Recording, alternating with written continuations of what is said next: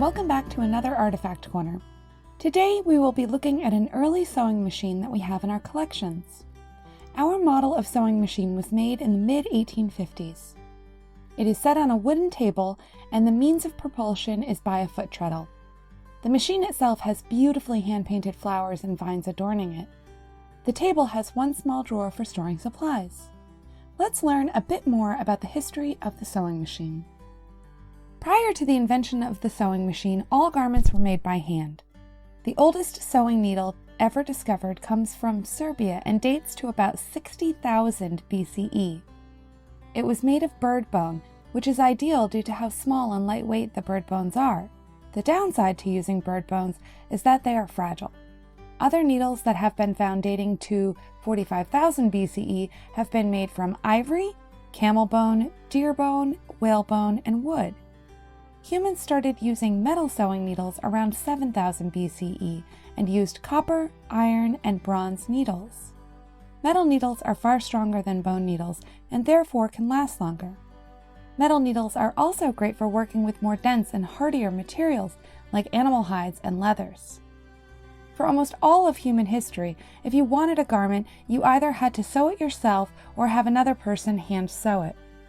In the late 18th century, a British cabinet maker named Thomas Saint created the first sewing machine to create a change stitch. He designed it to be used on leather and mostly in the manufacturing of shoes. It is not known if he ever actually made the machine. He had his invention drawn up and patented, but nothing survives in the record about whether or not the machine ever actually existed. In 1830, a French tailor named Barthélemy Thimonnère patented and made the first mechanical sewing machine. This machine also used a hooked needle to create a chain stitch. Unlike Thomas Saint, he not only made his first mechanical sewing machine, but he also put it into production. Thimonnère invented his machines to produce uniforms for the French army. Tailors in France were afraid that the machines would put them out of business, and around 200 of them rioted and destroyed all of Thimonnère's machines. But the genie was out of the bottle, and the sewing machine would soon be all over the world. In the United States, by 1860, over 110,000 sewing machines were manufactured and sold in just that year alone. Soon, sewing machines would be affordable enough that the average person could own one.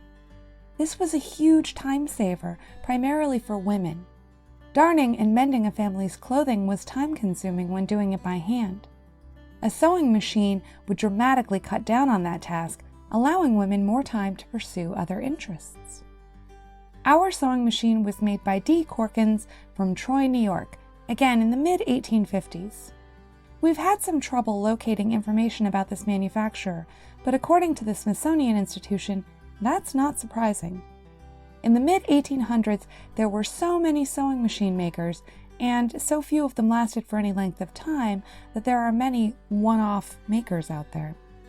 Our machine is in good condition, but not currently in working order.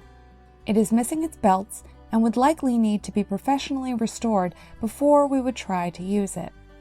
It is a beautiful example of early Victorian sewing machines, and we are so lucky to have it in our collections. If you'd like to see it in person, we have it on display this season, and we are open for tours on Fridays and Saturdays from 10 to 3. Thanks so much for stopping by.